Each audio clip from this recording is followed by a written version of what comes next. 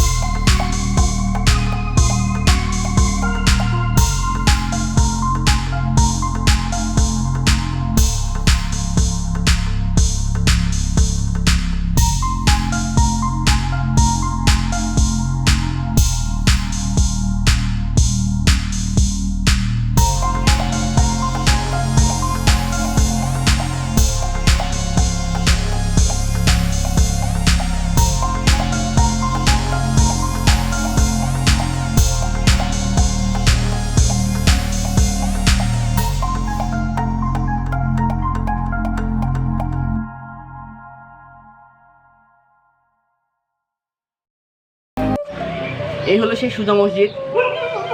প্রচলিত আছে তিনটা ভাষায়। সুজা মসজিদ তিনটা ভাষায় প্রচলিত। এক হইল সুজা মসজিদ, দুই হইল শাহ সুজা মসজিদ, আর একটা হইল সৌর মসজিদ। তিন নাম আছে। একটা হইল সুজা মসজিদ, এটা হইল শাহ নবাব আমার কারণে শাহ নবাব সুজা মসজিদ। আরটা হলো সৌর মসজিদ। সৌর অর্থ হইল গায়েবীভাবে হওয়া। সৌর হওয়ার অর্থ হইল যে এই মসজিদটা এলাকার লোকেরা বলছে যে এই মসজিদটা নাকি গায়েবীভাবে হয়েছে এক রাতের মধ্যে, যার কারণে এটিকে বলা হয় যে এটা হলো একটি সৌর মসজিদ। আর তৃতীয় কারণ হলো এটা হলো সোরা মসজিদ। সোরা মানে হইল মানে দানবীয় কিছু বা জিন জাতীয় প্রকৃতির কারণে হওয়া কোনো মসজিদ। জিন দ্বারা তৈরি কোনো মসজিদকে বলা হয় হলো সোরা মসজিদ। এই মসজিদটা মানুষের মধ্যে প্রচলিত। এখানকার যা বয়স্ক ব্যক্তি আছে এরা বলে এই মসজিদটা নাকি আপনার জিন দ্বারা এক রাতের মধ্যে তৈরি করা হয়েছে, এই কারণে এই মসজিদটাকে বলা হয় সুজা মসজিদ বা সোরা মসজিদ। এই তিনটা নামে এই মসজিদটা প্রচলিত। সুজা মসজিদ, সৌরা মসজিদ, আর একটা হলো সৌর মসজিদ। এই তিন নাম হওয়ার কারণে এই মসজিদটা তিন নামে প্রচলিত। তো চলুন আমরা দেখে নিই মসজিদটা এখন।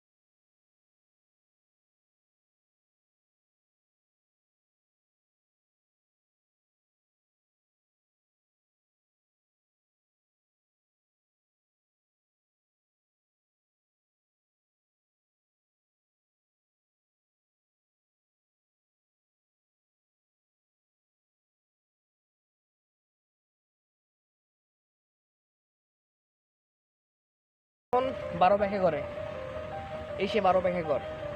ঘোড়াঘাট দুর্গের আরও প্রাচীনতম গড় এটি।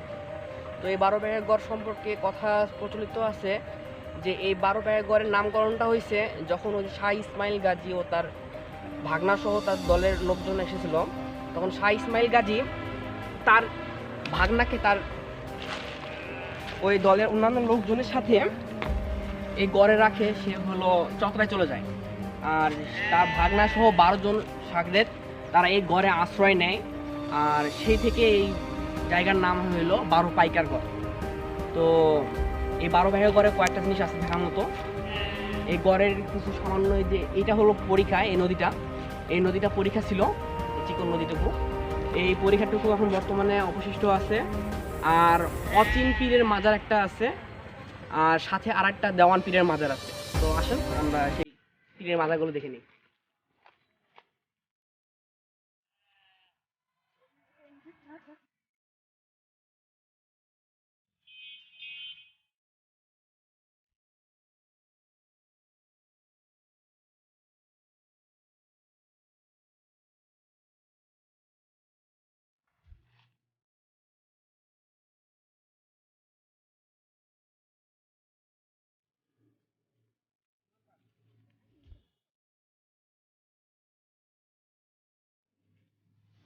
আমি এখন চলে আসছি অচিন পীরের মাজারে। এই সে অচিন পীরের মাজার। এ তো সারিবদ্ধ গাছ, আর এই হলো সে মাজার। এই তো এই মাজারের কে সাহিত্য আছে এটা কেউই জানে না।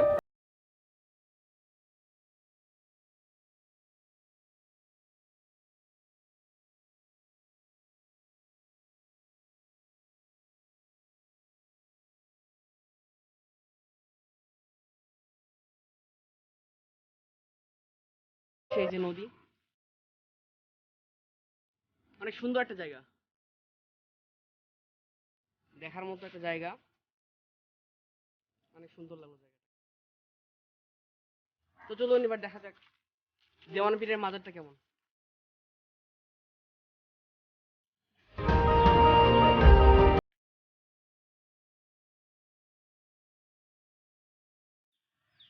এ হইল দেওয়ান পীরের মাজার।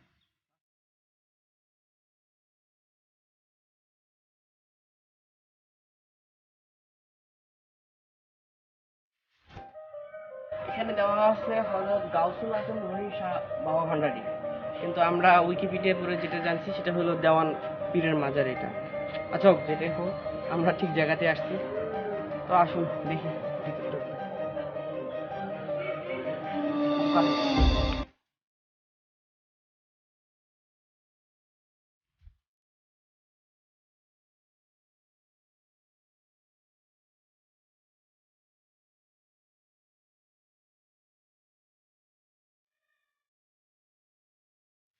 অনেকটা জাঁকজমকপূর্ণ।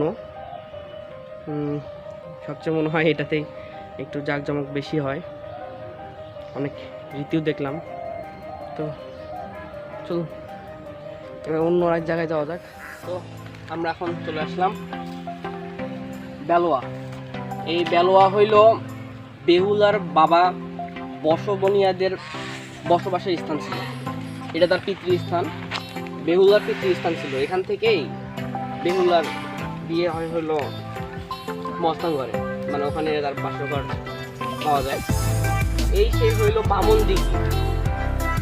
এই হইল বেলোয়ার সবচেয়ে বড় দিঘি। এই দিঘিটার উত্তর দক্ষিণে হইল দৈর্ঘ্য 700 গজ, আর প্রস্থ পূর্ব পশ্চিম অনুযায়ী হলো 400 গজ। বিশাল বড় একটা দিঘি দেখার মতো। আর এর পাড়গুলো 100 গজ উঁচু। পাড়গুলো বিশাল প্রস্থ। পাড়গুলোর পাশে এখন হলো আদিবাসী বসবাস শুরু করছে। আর এই বেলোয়ার এই বামন দিঘিতে একটা হইল এই যে সাঁওতাল পরিবারে মাটি কামলিপি, এটা হইল বগুড়া জাদুঘরে সংরক্ষণ করা আছে। আর পরে এটা গবেষণা করে জানা গেছে যে কামলিপিটা হইল পাল বংশের সময়কার কামলিপিটা ছিল। তো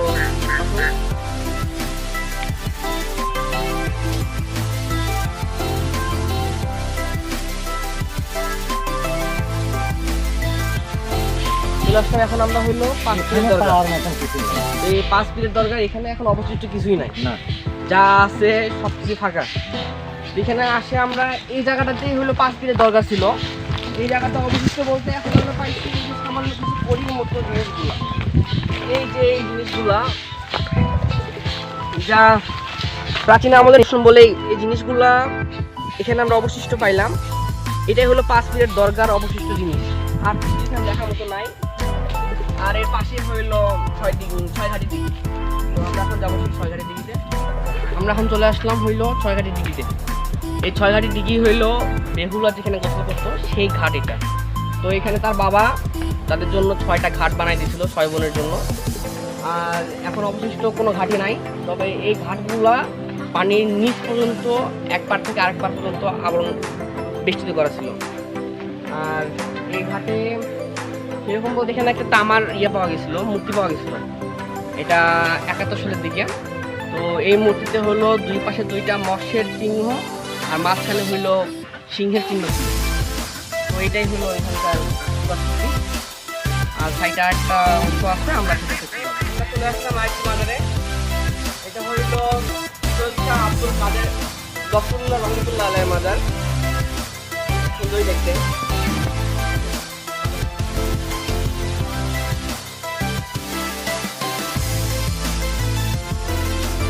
আসলাম এখন শাহ ইসমাইল গাজী রহমতুল্লাহ আলাইহির মাজারে। এই হলো পাশে মাজার, আর এটা হইলো মসজিদ। মাজারে এই হইলো সেই শাহ ইসমাইল গাজীর মাজার। প্রথম অবস্থায় এটি প্রচুর একেবারে এলোমেলো অবস্থা ছিল, গাছ গাছালি আগাছা ছিল। তো এটা একটা পুরো ইতিহাস আছে, আমরা এটা দেখে ইতিহাস জেনে নিই। বলা হয় যে এই মাজারটি আগে হইলো বন জঙ্গল দিয়ে ঘেরা ছিল, আর এখানে সবসময় একটা বাঘ পাহারা দিচ্ছিল। তো এই বাঘটা হইলো যখন মানুষজন এখানে কবর জিয়ারতের জন্য আসতো, তো তখন বাঘটা পাশ থেকে সরে যাচ্ছিল আর কারো কোনো রোগ ক্ষতি করতো না।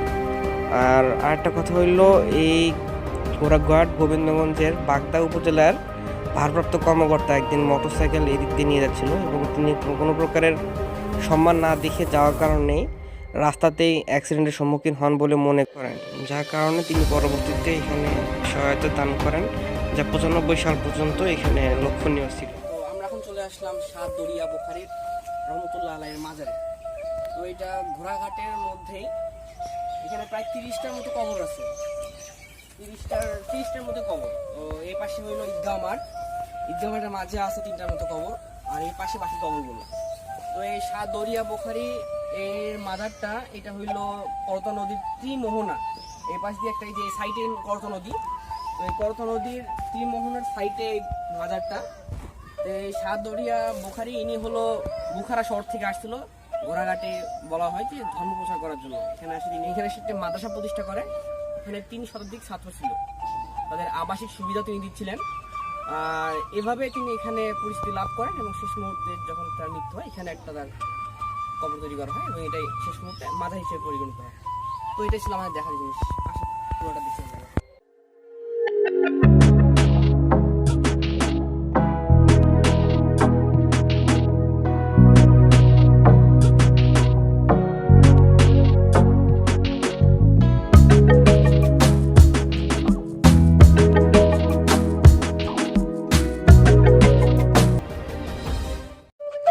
চলে আসলাম এখন আমরা লালদহ বিলে। এই সেই লালদহ বিল, চারিদিকে পানি দ্বারা বেষ্টিত এই টিলাটাই হলো লালদহ বিল। গৌড়ের সুলতান নসরত শাহ যখন সিংহাসনে আরোহণ করেন, তখন তিনি ঘোড়াঘাটে একটি টাকশাল নির্মাণ করেন। এই টাকশালই লালদহ বিলের মাঝখানে ছিল বলে অনুমান করা হয়। তো চলুন আমরা জায়গাটা ঘুরে দেখি।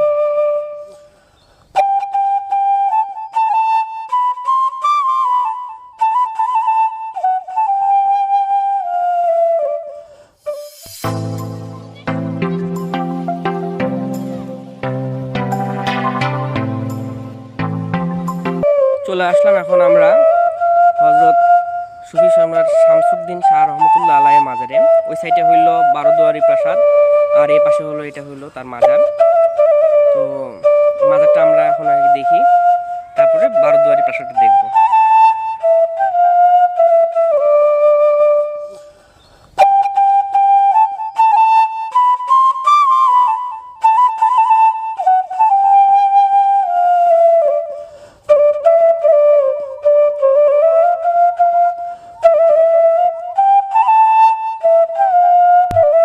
এই হইলো সেই 12 দুয়ারি প্রাসাদ। এখানে এখন শুধুমাত্র সেই ভাঙ্গা স্তম্ভগুলো দেখা যাচ্ছে। এর বাহিরে আর অবশিষ্ট বলতে কিছুই নাই। তো এই অবশিষ্টগুলি আমরা এখন দেখি। আর সাইডে একটা প্রাসাদের মতো ছোট্ট একটা ঘরের মতো দেখা যাচ্ছে, এই সেই ঘর। আর স্তম্ভ আকারে খুঁটিগুলা, এই হলো সেই ঘর। আসুন আমরা ঘরটা দেখি।